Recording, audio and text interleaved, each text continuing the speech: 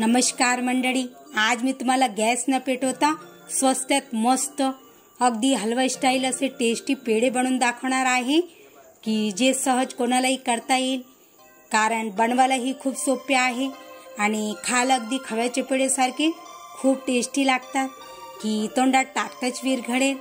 तर तुम्ही हे पेढे एकदा नक्कीच ट्राय करा। हे पेढे खाऊन घरचे सगळेजण तुमची वाहवाही करणार। तर चला वेळ न घालवता रेसिपीकडे वळूया। तर अगदी हलवा स्टाईल पेढे बनवण्यासाठी मी इथे हे 1 वाटी म्हणजे 250 ग्राम डाळवा घेतला आहे। हा डाळवा आधीच भाजलेला असतो आणि खूप हेल्दी असते, जे सहज मार्केटमध्ये मिळू शकते। याला भाजायची गरज नाही।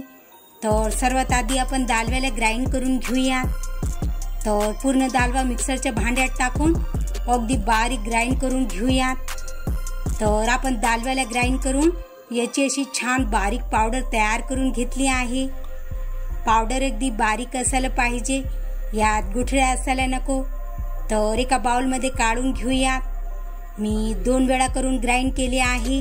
आता पेढ्याला टेस्टी बनवण्यासाठी यामध्ये घालूया 1/4 कप खोबऱ्याचे किस, ज्यामुळे पेढे खायला अगदी मार्केटच्या पेढ्यासारखे खूप टेस्टी लागतील। सोबतच टाकूया 1 कप पिठी साखर। हे पेढे बनवायला पिठी साखरच वापरायची आहे।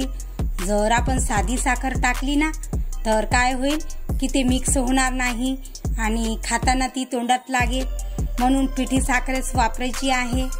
आता छान सुगंध येण्यासाठी यामध्ये घालूया 1 चमच वेलची पावडर, ज्यामुळे फ्लेवर खूप छान येईल। आता सगळे साहित्य छान व्यवस्थित मिक्स करून घेऊयात। आता पेढ्याला हेल्दी बनवण्यासाठी यामध्ये घालूया 2 चमचे केसरचे दूध। मी आधी 2 चमचे दुधात केसर टाकून ठेवले होते। हे टाकणे ऑप्शनल आहे, तुमच्याकडे असेल तर टाका, नाही टाकले तरी चालेल। व 2 चमचे तूप, ज्यामुळे पेढ्यात छान शायनिंग येईल व खाले खूप टेस्टी लागेल। आता पेढ्याची लुकिंग अगदी मार्केटसारखी येण्यासाठी यामध्ये घालूया 1/2 चमचे केशरी खायचा रंग, ज्यामुळे पेढ्याचा कलर खूप छान येईल। तर सगळे साहित्य व्यवस्थित मिक्स करून घेऊया। जर तुम्ही आधीच डाळव्याची पावडर करून ठेवली असेल तर तुम्हाला हे पेढे बनवायला फक्त 4 ते 5 मिनिटच लागतील आणि खायला खूप स्वादिष्ट मलाईच्या पेढेसारखे खूप टेस्टी लागेल। आता मिश्रणाला बाइंड करण्यासाठी यामध्ये घालूया 2 ते 4 मोठे चम्मच दुधावरची मलाई म्हणजे साय, ज्यामुळे पेढे अगदी मावाच्या पेढेसारखे टेस्टी लागेल। जर तुमच्याकडे मलाई नसेल तर तुम्ही इथे 2 ते 4 मोठे चम्मच नॉर्मल थंड दूधही वापरू शकता किंवा अमूलची फ्रेश क्रीम ही टाकू शकता। तर हाताने मिक्स करून घेऊया आणि याचा नरम मुलायम गोळा न करता थोडा कडक गोळा बनवून घेऊया। खरंच मंडळी, हे पेढे बनवायला खूप सोपे आहे आणि हे पेढे खाल्ल्यानंतर कोणी ओळखणार सुद्धा नाही की आपण गॅस न पेटवता हे पेढे घरी बनवले आहे। आणि हे सहज कोणालाही करता येईल, कारण बनवायला खूप सोपे आहे। जर तुम्हाला हे पेढे जास्त दिवस टिकून ठेवायचे असतील तर तुम्ही बाइंड करताना यात दूध किंवा मलाई टाकू नका, त्याऐवजी 2 ते 4 मोठे चम्मच तूप टाका, ज्यामुळे पेढे अजिबात खराब होणार नाही। तुम्ही यांना 15 दिवस स्टोर करून सुद्धा ठेवू शकता।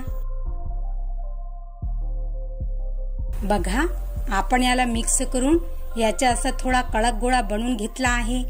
आता यामध्ये घालूया थोडेसे कट केलेले ड्रायफ्रूट, ज्यामुळे पेढे खूप हेल्दी आणि टेस्टी बनेल। तर ड्रायफ्रूटलाही व्यवस्थित मिक्स करून घेऊया। तर चला गॅस न पेटवता अगदी हलवा स्टाईल पेढे बनवूया। तर यातलं असं थोडंसं मिश्रण घ्यायचं आणि गोल करून हाताने मधात असं हलकंसं प्रेस करायचं याप्रमाणे। तर किती छान आपला पेढा बनवून तयार झाला आहे। तर पिस्ता लावून डेकोरेट करून घेऊया। तर याप्रमाणेच आपण उरलेले पेढे बनवून तयार करून घेऊया। तर आपण सगळे पेढे बनवून तयार करून घेतले आहे। बघा याचे टेक्स्चर, याची लुकिंग किती छान मस्त आलेली आहे। वाटते ना अगदी मार्केटच्या पेढ्यासारखी सुपर। तर चला मी तुम्हाला एक पेढा तोडून सुद्धा दाखवते। बघा आतून टेक्स्चर किती छान मस्त दाणेदार आलेला आहे की जे तोंडात टाकताच विरघळेल। तर बघितलं ना तुम्ही की आपण गॅस न पेटवता अगदी हलवाई स्टाईल मार्केट सारखे टेस्टी पेढे घरीच बनवले आहे, जे खायला अगदी खव्याचे पेढे सारखे खूप टेस्टी लागतात। जर तुम्हाला माझी आजची पेढ्याची रेसिपी आवडली असेल तर व्हिडिओला लाईक आणि शेअर नक्कीच करा आणि चॅनलला सबस्क्राईब करून बेल आयकॉनला प्रेस करा। तर चला पुन्हा भेटूया एका नवीन रेसिपी सोबत। तोपर्यंत मस्त खा आणि स्वस्थ रहा।